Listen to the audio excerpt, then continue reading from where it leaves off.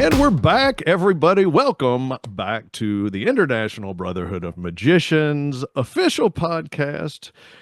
I don't know why we keep doing this, but people keep listening. And so I guess that's why we keep doing this. And, somehow I'm able to get my friends and co-hosts, Ben Young and Scott Cantrell, on this call. Welcome, everybody. My name is Jason Michaels. Hello, fellas.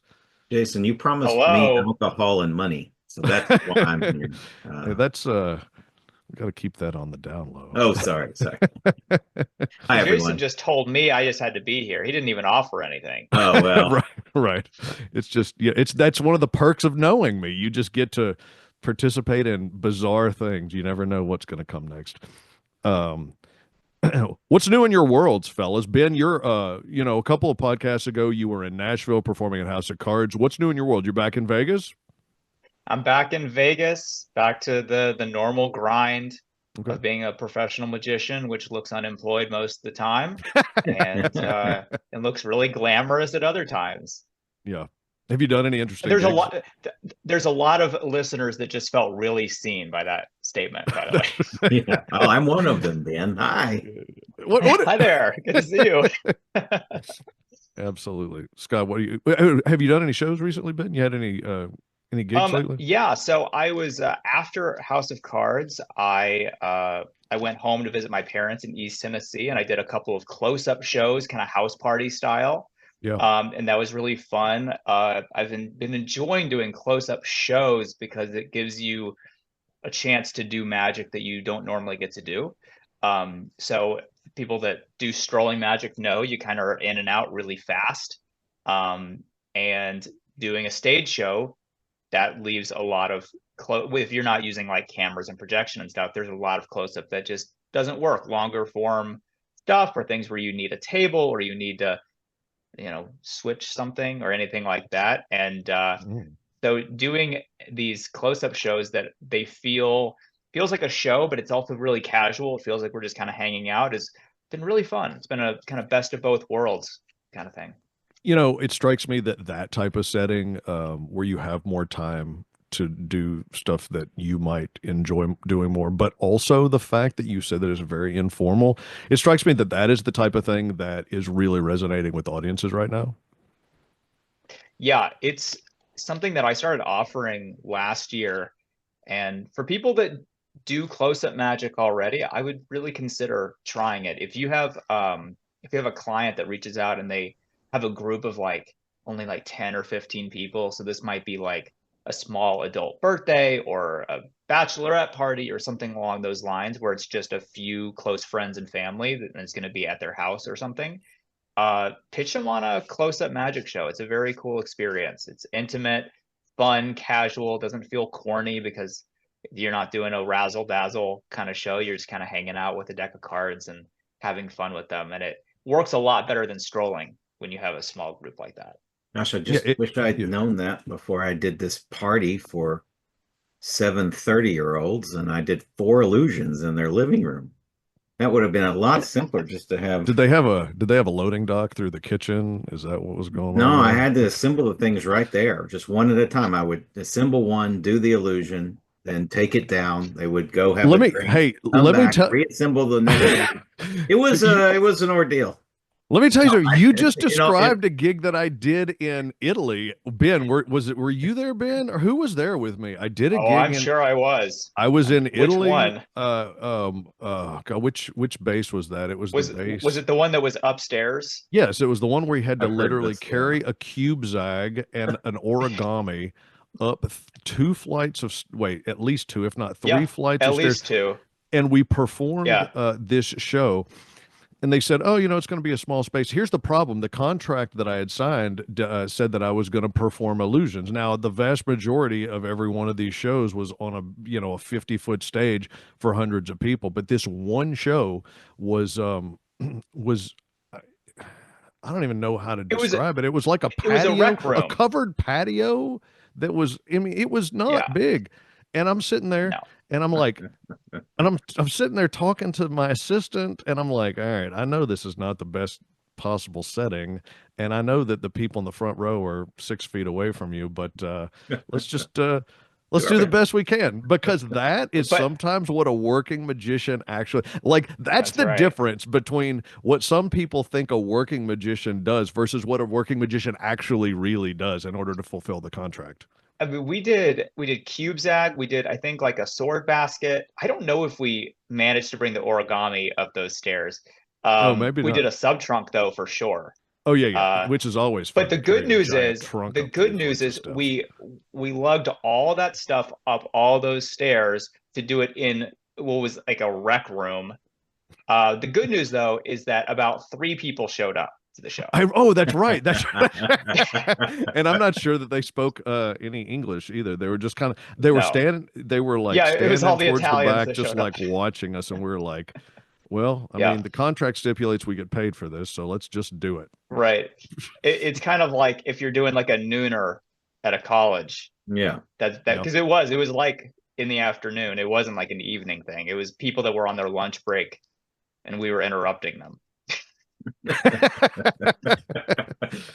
Every good magic show starts with an interruption. Excuse me, I know you're having a great conversation right now, but I'd really like to show you this card trick.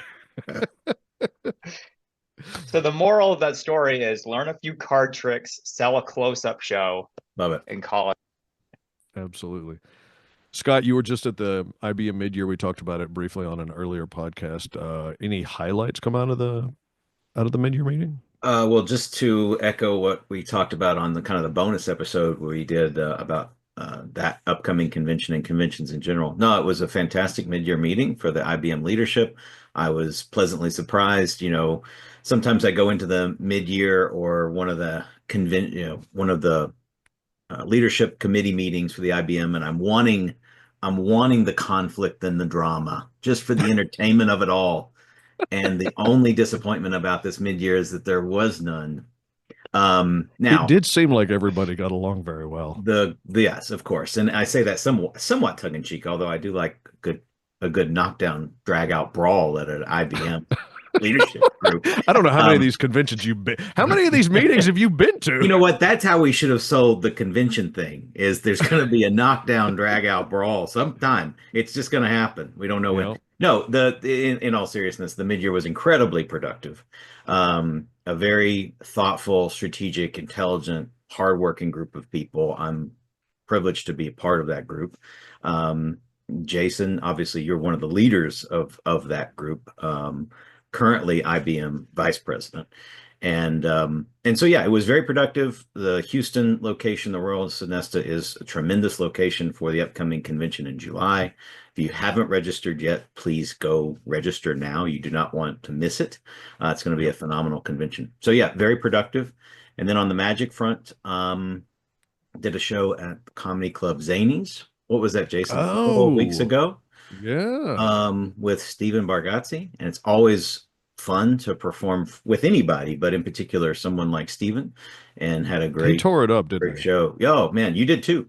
Yeah, it was. I was there, but I had to leave right after my set, so I really didn't. I will say, so allow me to say that I was sitting backstage talking to the other performers, and we just kind of, I keep hearing the crowd just like cheering and chanting, and we're like, what is Scott doing out there? Because I don't want to go next after this, because he was tearing them up. I was just giving them cash. That's really the whole thing. Yeah. I knew you guys weren't watching the show, so I thought, well, I can at least get some cheers and make them wonder what's happening. Scott, you were just the guy at the beginning when they're taping a TV show with a studio audience where they're like, all right, give me some awesome. We got the applause sign, come on, louder, louder. Right. That's pretty much all I did. Yeah. Yeah. Very nice. Very nice. Very nice. Well, let's start some trouble. Who wants to start trouble? Hey, listen, I was just talking about it. So Scott wants a brawl. Scott wants a brawl. Let's get into it. The new name of the I.B.M. podcast is just Brawl Monthly. Magic Brawl Monthly. Magic Brawl Monthly. It's pretty good. That actually could be fun. So it could at least be a segment. It should be. Well, here's what I think. Here's what I feel is going to happen. One day I'm going to pick up the linking ring and somebody's going to be insulting me because I insulted them on the podcast. It's just going to be this, back and forth between the media. As long as it's all good. long as it's a productive conversation, it's all good. All right. So speaking of the linking ring, as you know, the linking ring is the I.B.M.'s monthly publication. It's a monthly magazine or journal, and it has all sorts of good stuff in there. There's like really good. There's things in there, like for instance, there's the you can find out where all the different rings are across America. There are tricks taught in the parades. You have feature stories on different magicians who are doing all sorts of interesting things all around the world. And I read an article. I was on an airplane. As I told you the last time we brought this up, I saved my linking rings to read on airplanes because, when your AirPods die and you're like, oh gosh, I have another hour to go, you got to have something to do. So here's the deal. January what 20... he means to say what he means to say is that he starts with the linking ring while he has his AirPods on. The linking ring is not his last resort on the airplane. He's using using Speechify to listen to the linking ring. Then his AirPods go out. We all know he's listening to U2 while he. That's probably true. Yeah, they happen simultaneously. He did not mean to slight the linking ring, pun slightly intended. Now carry on, Jason. Okay, now I'm going to slight the linking ring now. So let's do that at this point. No, actually, the linking ring is a great publication, and it really is excellent. I mean, like, so the actual product, the actual magazine itself, it's very super fantastic. Like, the images are just crisp, and the paper and the gloss and the authors. I mean, it's really good. But I am taking to task one article. Actually, we're going to talk about two different articles. The first article, it was in the January 2025 issue, and it was the article under marketing advice. Kent Cummins, I've never met Kent, but this guy has been writing and been doing marketing magic for like 70 years. Like, this guy, for real, he knows his stuff. And the article was actually quite good. Like, I was sitting there because he asked all these different performers, what's your best tip for marketing your show? And if you're doing magic as a profession or as a hobby, or just, like want to pick up a couple extra gigs, that's a great place to find out what your peers are doing in order to get the word out about what they do. Here's where I take issue. Multiple performers all said that their best advice is to give 100% in your show. The idea being that all you need, and I personally think this is a fallacy. The idea is that all you need is a good show, and that your good show is your best advertising. I think people say that because they've heard it over the years, and I don't even think it's true. I think it's true sometimes, but I don't think it's true all the time. And that's where it started getting on my nerves. And I'm going to go into a diatribe about this for a second. The reason I'm bringing this up is because when I was a young magician, and even an older magician, even when I shouldn't have let this happen, I would read these magazine articles, and because it was in print, and because somebody who supposedly was more successful than me was telling me this is what they did, and therefore this is what I should do, I took it to heart. And a lot of times all that did was make me very unhappy. I compared myself to them. I asked constantly why I wasn't as successful as them. All I could do was find fault with myself because somebody who, for whatever reason, thought that they should highlight somebody and put them in magazine, I just put those people up on a pedestal. So I have a serious problem when it comes to people giving advice and telling other people what they need to do if it's not really actionable and really accurate. And I think that telling people that having a great show is your best advertising is only works occasionally. Like, for instance, if you are a great close-up magician and you work strolling gigs, you're going to get hired over and over and over and over again. If you're a great birthday party magician and you can go and do a good birthday party for a bunch of kids and you can get them wild and ramped up and laughing and having fun, you're going to work over and over and over and over again. And maybe in that type of setting, having a good show is great advertising. But if you work the type of gigs that I work for corporate groups. Corporate groups don't hire you to do the same show the next year. Having a great show does not get you hired again. It simply will not. And I can tell you this because I have a friend who is an agent, a major agent. And he was telling me about a corporate group that brought in Maroon 5, and Maroon 5 destroyed the place. This was for a corporation that hired Maroon 5 for their event. Well, tell me, do you think Maroon 5 did a good show? Yes, of course. They destroyed the place. Do you probably think they're not? Probably did a really crappy magic show, Jason. Sorry. Do you think Maroon 5 got hired the next year? No, of course not. No, they're not going to hire that person again. It's faulty advice and it's crap. So let's talk about it. I like how I just shut the room down. I have some thoughts, but I'll let Ben go first. Well, first, I actually think it's really interesting. I appreciate you sharing your perspective on that, because I hadn't thought about it in terms of like the comparison game. And I think that's really valuable. Like going, oh, well, if the best advice, the best, advertising is having a good show and I'm not getting rebooked, does my show suck? Exactly. Like, that is I hadn't thought exactly about the that, narrative. and that's super, super valid. And I'm glad that we're bringing that up. The big thing that popped in my head is that it should be a no-brainer. Right. Like, you should have if you're passionate about what you're doing, and hopefully you are, because magic is, you don't do it for the money, you do it because you like it and you figure out how to make money from it. You should be into it, and you should be trying to do a really good show anyways, and you should be doing your best and giving your all and all of those other things. So I don't know. I think it's a necessity. It's obviously important, but is it the best advertising? No. Is it maybe the purest or the most organic? Probably.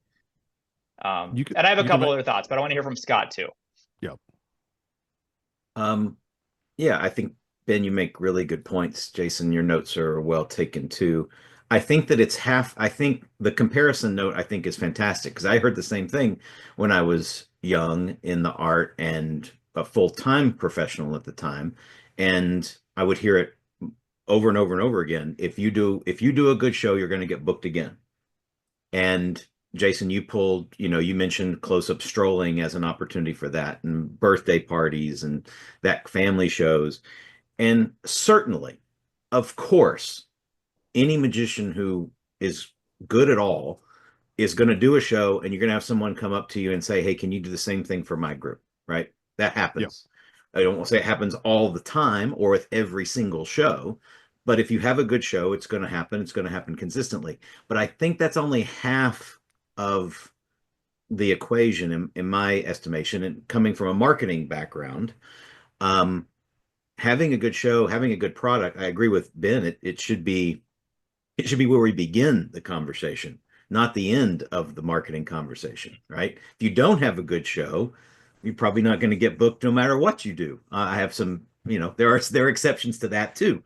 But long term, you're going to struggle. And so what's the second half then? If having a good show is the first half, what's the second half? I think from a marketing standpoint, there needs to be a mechanism, a process, a methodology for, okay, I just did a great show for these 30 people.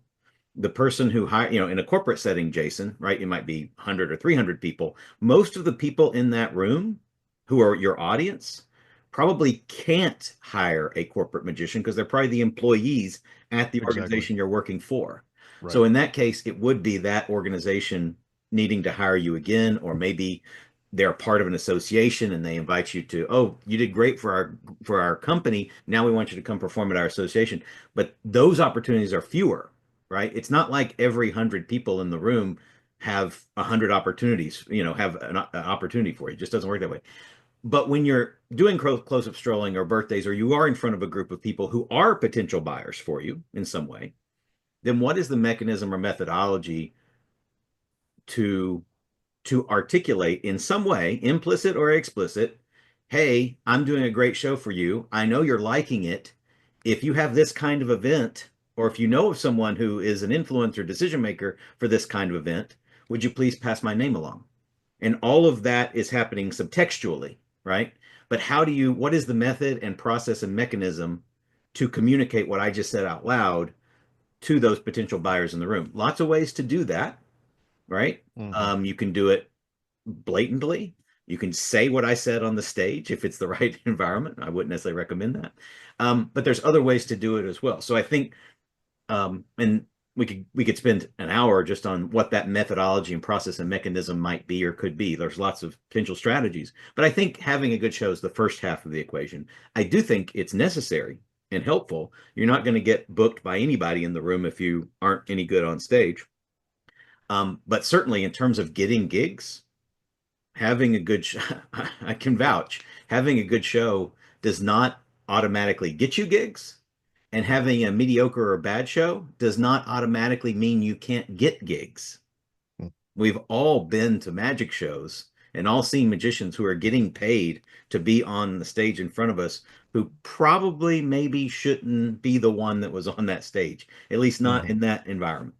And so, good marketing and good advertising can get you on stages even if you're not that great. And having a great show isn't automatically going to get you on the stage. So, it just struck me it's an important part of the equation, but it's not the whole thing. Yeah, and I wish that had been a part of the answer, maybe, that they had given, because the idea of just doing your best show is your best advertising. I mean, and the other thing is, how do you even do a show? How do you give 100% when you decide to do something that maybe you don't normally do? I mean, like, all of a sudden you got to work in a new routine. Well, that routine's not 100%. You don't have all the give it 100% in its mediocre form, though, Jason. It's But I mean, that's the problem. It's like 50%. So you could do your show. 50%. You could do your show, which is money, and it works every time. But you also say to yourself, "Well, this piece is time to change things out, so I'm going to put this new piece in." Now I know all the rules. I know you put it in between two established pieces. I know nobody has to explain that to me, and you sure as heck don't have to send me an email telling me that. But but if you're working on new material, by definition, you're not given 100%. So again, we're back to faulty advice. Yeah, well, I will tell you, I think I can say this. I mean, we talk about putting stuff in shows, maybe we're getting off topic, but just to make the point, take it home, Jason, and other folks listening to this or watching this have probably had the same experience. I was at Copperfield's show in Vegas when he was just starting working on the alien routine. And David Copperfield, arguably the greatest magician who ever lived, right, performing his show at the MGM for a full paying audience. Before he started that routine, he actually stood in front of the audience vulnerably and said, I'm paraphrasing, "Hey, this is a new piece we're working out. We're probably going to have some issues. Give us some grace and be patient. And if you enjoy something, let us know." Wow. That is unbelievable. That's amazing. Yeah. And so the point is, if that's a model that David Copperfield is using, then it's a model that I think we can safely use as well. Now, if you're in a corporate environment and if you've got to do your A+ show, then do your A+ show. But if it's an environment where you feel like, I'm going to do my A+ show, but I'm going to take out this piece and work in this new thing that I'm working on, it's where it needs to be put into this show in this environment. Even if you're not 100%, let's say this is brand new to the show. So I may be in for as big a surprise as you are, audience. You know what? The audience might dig that. They might is this thing going to fall apart? They may not believe you, especially if it goes really well. But if there are beats that aren't perfect, then they're going to give you the grace. Again, slightly off topic, I'll end my note here, but and I want to come back to the article because there was another note I want to talk about, Jason. But the audience wants you to succeed. Okay, yeah. So the audience absolutely wants you to succeed no matter what. They didn't, whether they paid for you to be there or they're just attending a show and you happen to be the person who's on stage, they want you to succeed in some way, but they also love the vulnerability of the performer. So that's a very good point. To your point about putting in new stuff. Yeah, the show isn't going to be quote unquote 100%, but you can communicate to the audience that, it's a work in progress. We'll come back to you, Scott, in a second, because you said you had one more thing you wanted to talk about. Ben, was there anything else you wanted to add in this? Because you said you had another point to bring up.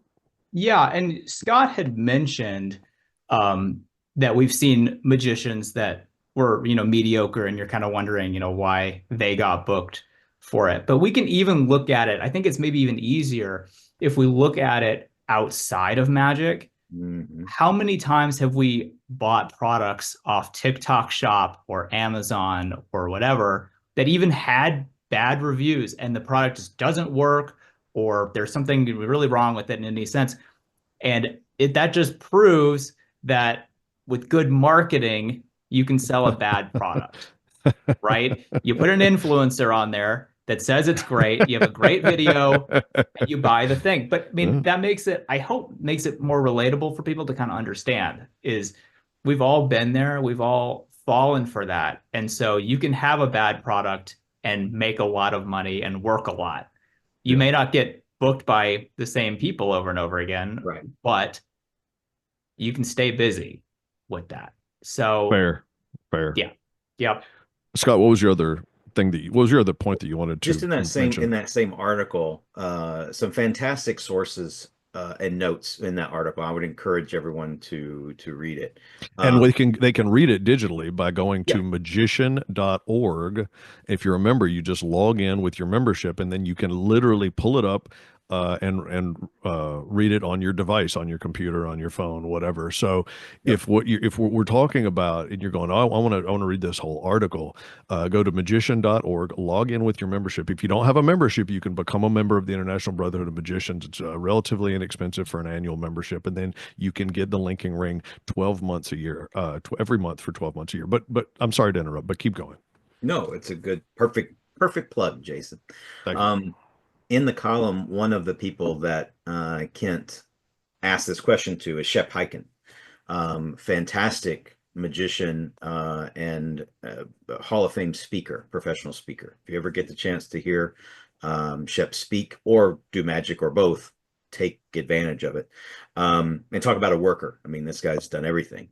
But he mentions Bud Dietrich, one of his mentors when he was starting out, and the lesson he learned from Bud. And the net of it within the article is that Bud taught him that the job of getting booked, the job isn't doing the gig, it's getting the gig. Mm-hmm. And that's a very important distinction. Now, getting the gig, part of getting the gig could be doing a great show. That could be part of it. But there's a lot more to getting the gig and getting the gigs than just doing a great gig. It takes, if you want to stay busy or as busy as you want to be, it takes more than that. Mm-hmm. I just love that quote because it just rings so true, right? Doing the gig is the fun part. And yeah, you'll get occasional gigs from a gig, but without having to do anything. But getting enough opportunities comes from, hard work. I got you. Yeah. Go ahead, Ben. Well, yeah, one last thing is that just relying on having a good show being the thing that books you and keeps you busy is that you just don't have a ton of control over it. Correct. Fair. If you're in a birthday party setting, that's so great because everyone that's there are all in your target market. Right. So it's so easy to say, oh, hey, I mean, they can see you do kids' birthdays. They have a kid because their kid is right there. So let's have you for their birthday. And same thing, even if you're doing like a family show, there's kind of a nice correlation to like, oh, I wonder if they're available for birthdays. But if you're talking about things like corporate and other markets like that, like your audience may not actually be your target market. They can't, and I know Jason mentioned this and Scott mentioned it, like they may not be able to book you. The best they could do is refer you to somebody else. And again, that's kind of out of your control. There's things you can do to help, but it's not the same as sitting down at the computer and setting up ads and getting on the gig sites and sending out emails and sending out flyers. Like those are things where you have a direct amount of control for bringing in leads and getting opportunities. Thank you. You got it. Hey, that's good. No, this is good conversation. Now I want to turn to something that might end up being controversial, and this is what is what you're listening for. This is why you listen to this podcast, because you don't know what we're going to say next. All right, hey, listen. I've read 2 articles in the last two linking rings that I've read, so I don't know if they were like I don't know if it was like November and December. I just know that I picked up 2 linking rings and I read 2 articles. And both of the articles were about keeping it clean. and I know we already talked about this, but I have to bring it up again because David Gerard, who is a good guy, a guy that I like, and somebody who I think of as a friend, he wrote the article. The article Until is today. the article is titled "Keeping It Clean." It's in the Linking Ring in January 2025, and his whole point is that as magicians, we should keep it clean. We should not tell dirty jokes. We should not do anything that would make the audience uncomfortable, or anything like that, that would potentially end up being referred to as blue material, or you be thought of as a dirty act, so to speak. All right. I was thinking about this because I was like, when I read stuff like this, let me just preface a few things. First things first. I grew up somewhat conservatively, and so I actually 100% agree with David. And I even, in my own show, if I have jokes that are like double entendre jokes that like a kid would never understand the reference, but the adult would, I still don't do those jokes if I see a kid in my audience. Now, granted, most of my audiences are for adults, but I don't do dirty material. I don't use curse words. Sometimes I get, I might use a double entendre, but it's the type of thing that if you get the joke, then we're in on it together. But it's nothing that is said so overtly that somebody's going to raise an eyebrow. So I'm just going to go ahead and say, David's a good guy. David's a great magician. David performs for family audiences, and he performs in churches and all sorts of things. So understanding the context of who he performs for certainly matters. And I like David a lot. But I just wonder, here's what I wonder, because, as I started studying comedy a number of years ago, one of the things about comedy is that you kind of speak your truth. You speak your truth to the world. And I understand that magic and comedy are kind of different things, but there's a lot of similarities there.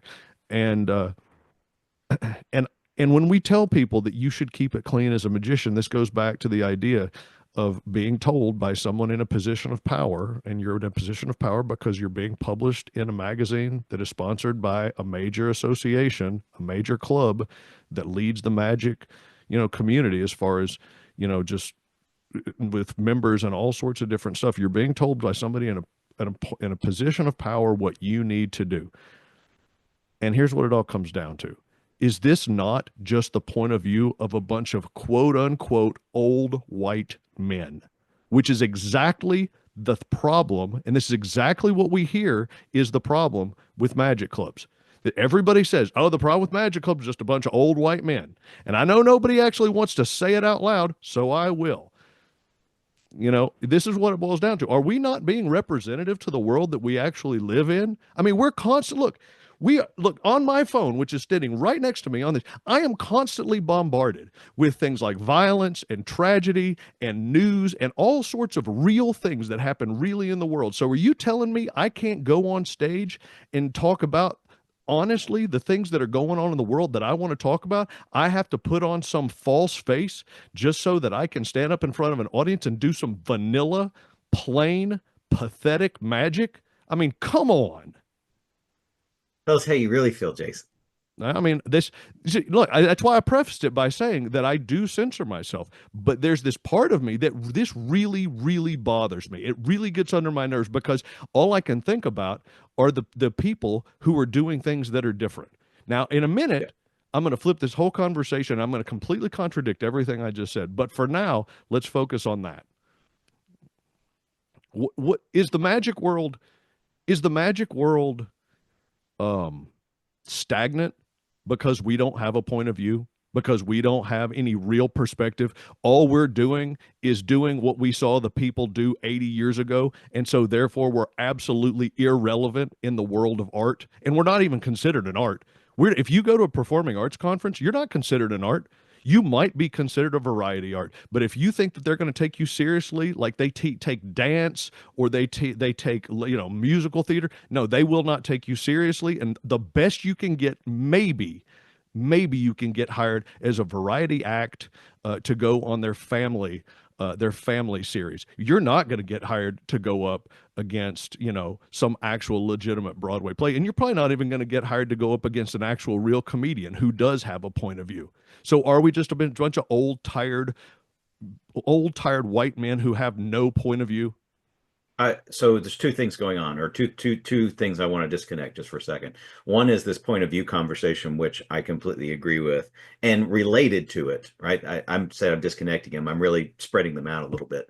There's the point of view conversation. I want to make a point about that. And then there is the point of view that, stay clean in your shows. We talked a little bit about staying clean or not staying clean in the last, or one of the previous podcasts. My take on it is know your audience, know what they want, know what they expect, know if you want to perform for those audiences or not. If you don't get, I'm talking about commercial magic now, not artistic magic. So this is where there's a slight distinction here. But if you want to get booked, we just talked about getting gigs. If you want to get booked, you better have a commercial act. Doesn't mean it can't be artistic. Doesn't mean you can't have a point of view, but it does mean you have to appeal to the audience you want to be in front of. And if you're too vanilla or too stagnant to do that, then you're just not going to get booked. And the marketplace, makes that adjustment. If the market that you want to be in front of wants the classic traditional vanilla magician, and that's what they expect and that's what they want, and you're that, then you're going to get booked. So I think it has to depend on who you want to perform for, what their expectations are, what the environment is. And that, if you want to get booked commercial, if you want to stay commercial, then you have to give the audience what they want. And within that, you should stay true to, I would encourage a magician to stay true to who they are. Maybe you create a character for that environment or that audience, and that's your character here. And maybe there's a different approach or different character in a different marketplace, and that's a choice. But you do have to appeal to your audience if you want to get booked time and time again. And you can still stay true to yourself. David Gerard is a fantastic entertainer. He is also transparently a good friend. So I'm biased, but he is also a very good magician, and knows his stuff, and does have his point of view on it. But there are certain audiences that he doesn't want to perform for. And so his show isn't aimed at them. There are other audiences he absolutely wants to perform for, and his show is clearly aimed at them. That's great. That's what we should all be doing as magicians. So that's my take on, but I don't think someone who's working late night comedy clubs in Las Vegas, if you're squeaky clean without having a reason for being squeaky clean, and you can justify anything on stage in a clever comedic way. Sure.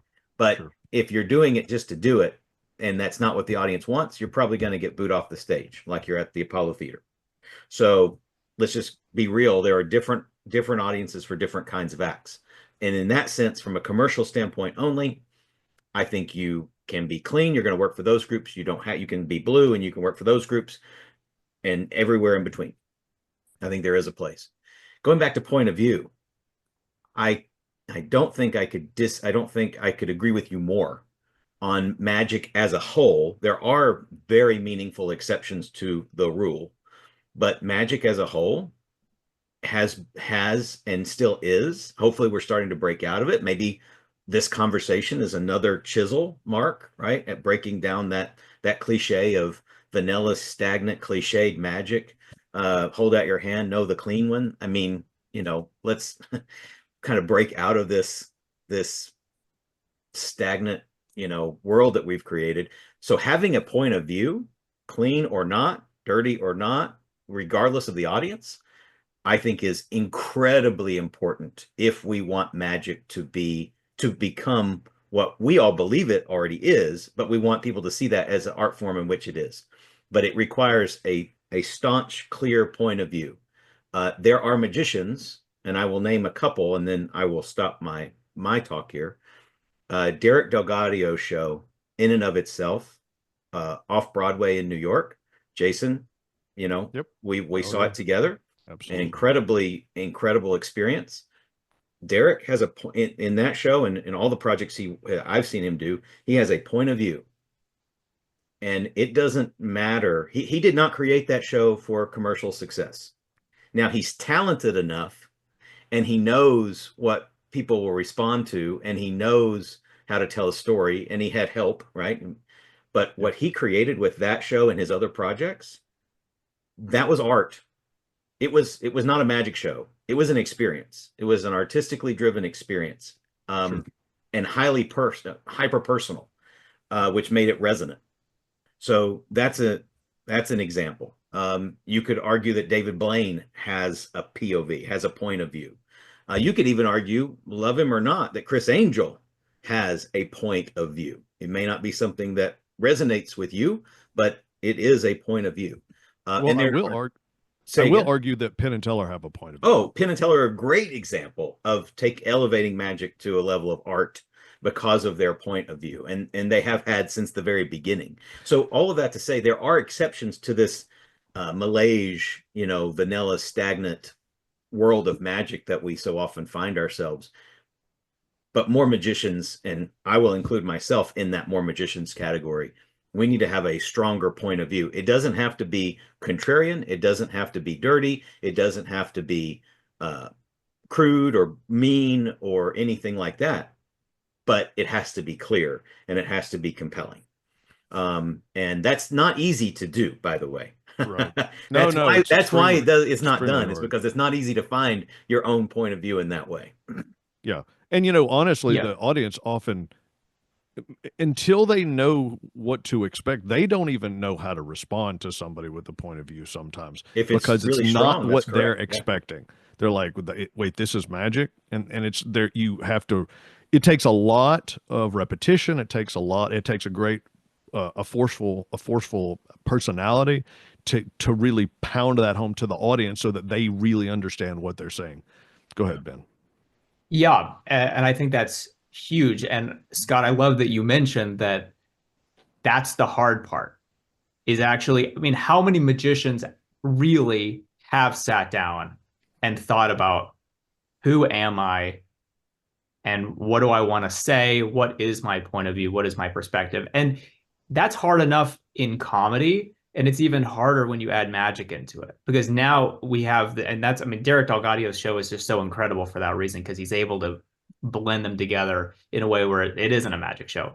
But let's say you're doing a traditional, comedy magic show. How do you blend those things together? And I remember, like, in Maximum Entertainment, Ken Weber says, like, unless you are writing like stand-up comedy worthy material, the comedy should come from the situations in the routines. Right. Because it's hard to sit down and actually write real material about how you feel about things or who you are. And I don't think many people do it. And what happens is it's this just continuous thing of old white person, right? Creates a trick in the 50s or whatever, and it has the lines that we now consider stock lines, or we now consider inappropriate for the time or whatever. And the next generation sees that trick, they do it exactly the same way. Then the next generation sees it, does it the exact same way, and it never changes. And then on top of that, that's how audiences think magic shows go. And so it's this whole like self-fulfilling cycle loop of like the same thing being repeated over and over and over again, because no one sits down, or very few people sit down and actually just think about, what can I bring to the table that's different? Does anyone want to say anything about that? Or I have another thought. You're good. Keep going. Okay. I think that clean is a spectrum. And I don't think that it's black and white. And it's easy to read an article like this and go, either you're clean or you're not. But I think that there's a stigma behind working clean, that it needs to be what we consider vanilla or kind of bubble gum, or that it's all dad jokes and it's corny.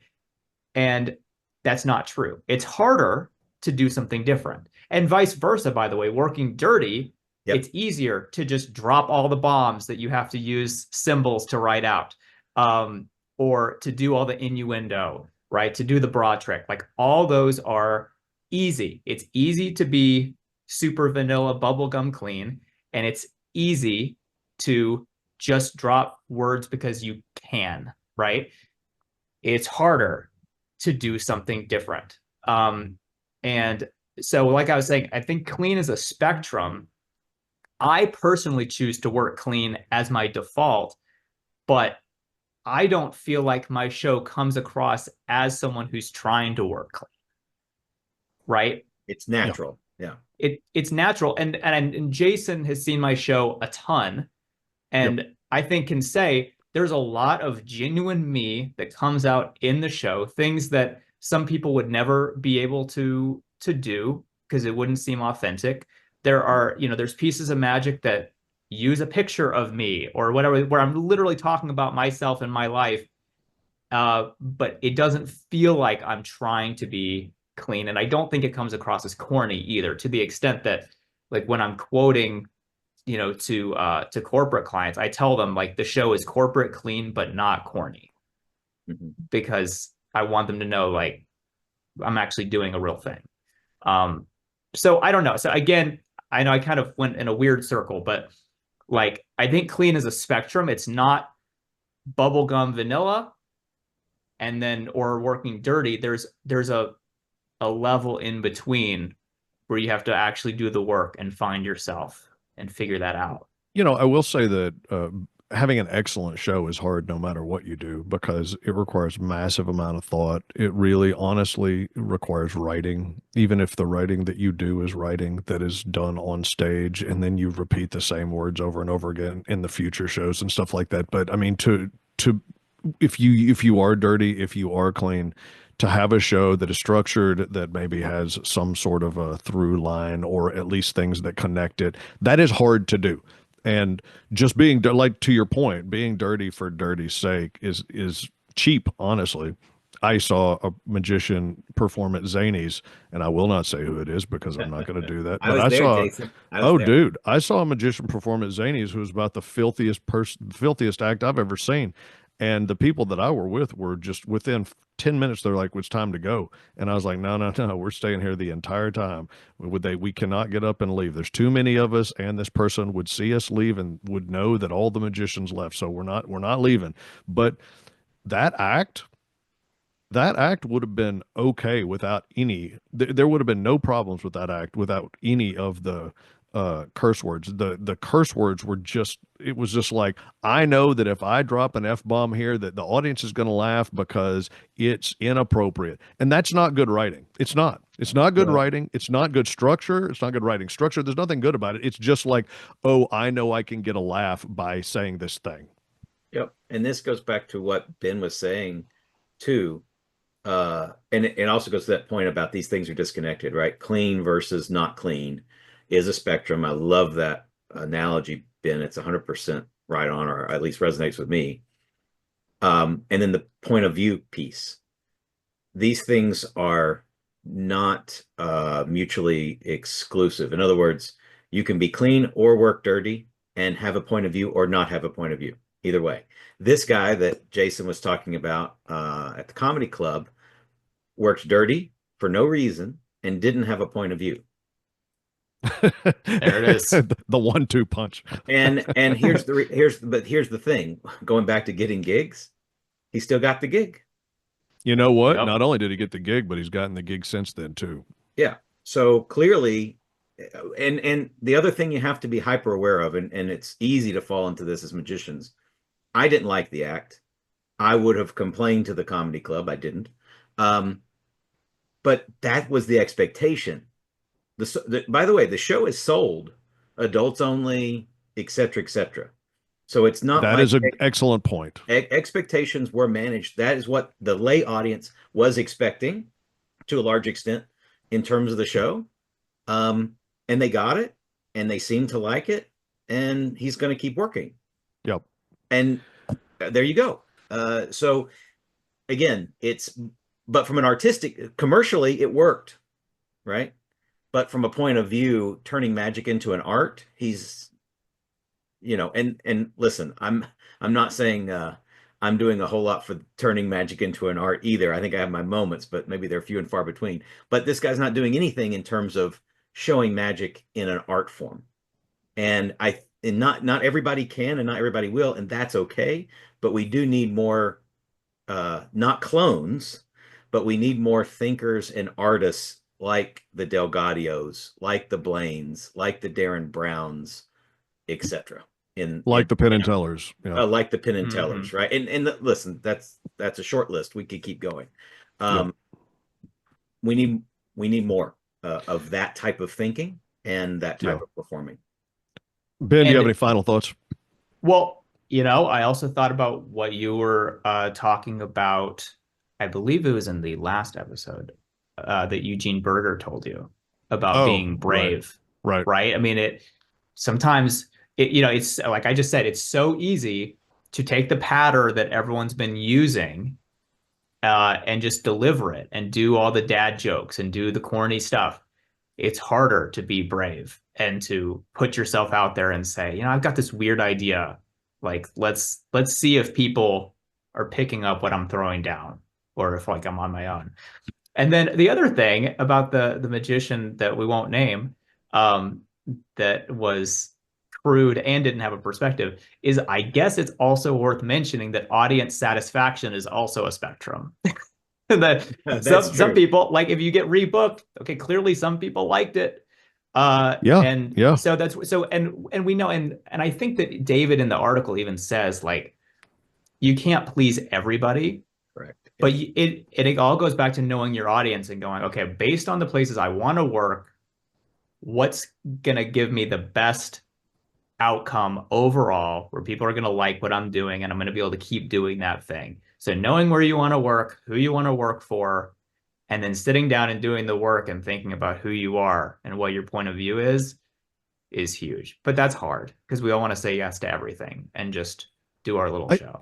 And I will say this, I also think it's tough because like people like me who want to have a point of view but are always a little bit worried about, making sure that I don't, one of the reasons for being clean is because I just don't want to alienate people. I don't want a parent in there squirming because they're like, oh my God, I wish my 12-year-old had not heard him say that. I just think to myself that is a terrible thing. That is a terrible place to be. And so I specifically don't want to put people in that position. But at the same time, I'm the guy who went on national television and spelled out cuss words with a deck of alphabet cards. So what the heck is that going on? The only thing about that I can say is that, that required me to have some real bravery to do that.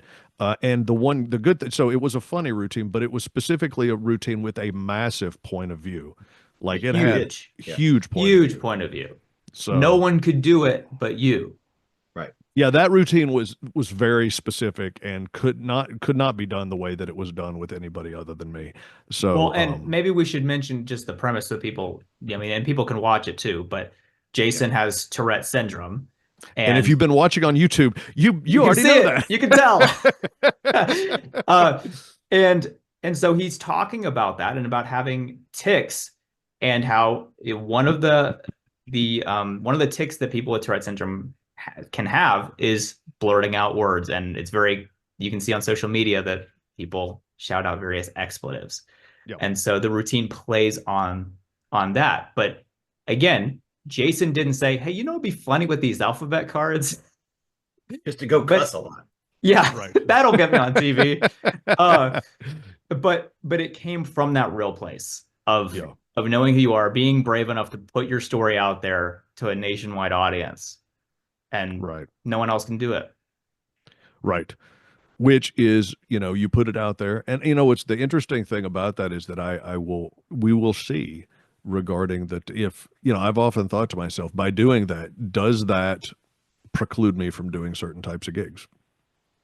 Is somebody going to see that? And this may be one of those things that nobody ever tells me, therefore there's no way for me to know the answer to this question. But is somebody going to be researching me and go, oh, this guy looks great, and then see that trick and go, and we can't hire him because of that? So how important is it to have point of view? Is it important enough to have point of view when it might hurt you in the marketplace? Because that's a real thing. On the flip side, though, someone might see that and say, that's the guy. It might make me the only person they would consider. So there is this trade-off. Marketing mentor of mine said, if you're not offending someone by noon every day, you're not doing enough with your life.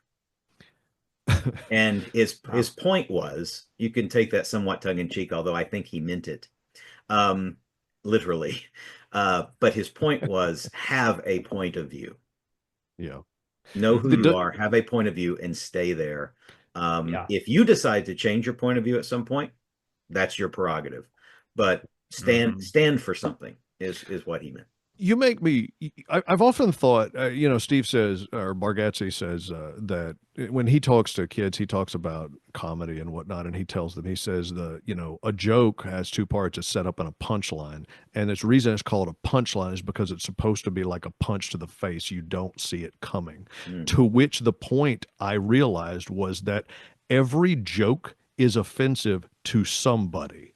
So how do you do comedy and keep it clean when you, just by the simple fact of telling a joke, are going to piss somebody off somewhere? Even if it's pirates and ninjas.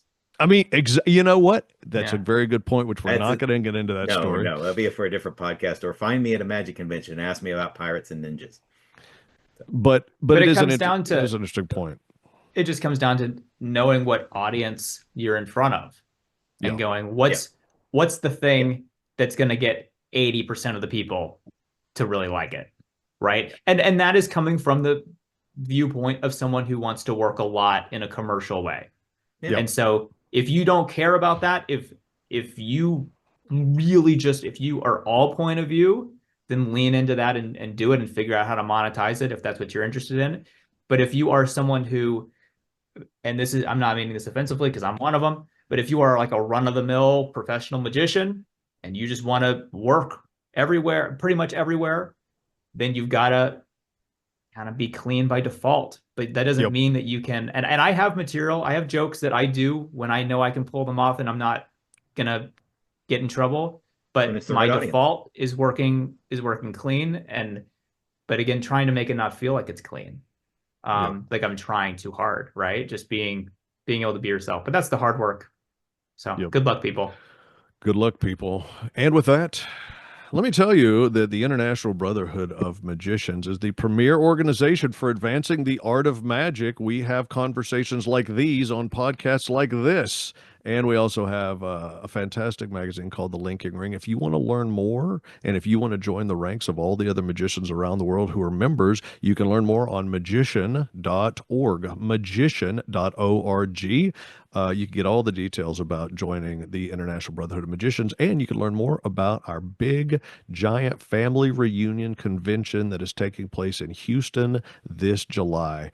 If you specifically want to learn who all the talent and all the different things that we have planned, to check out IBMconvention.com.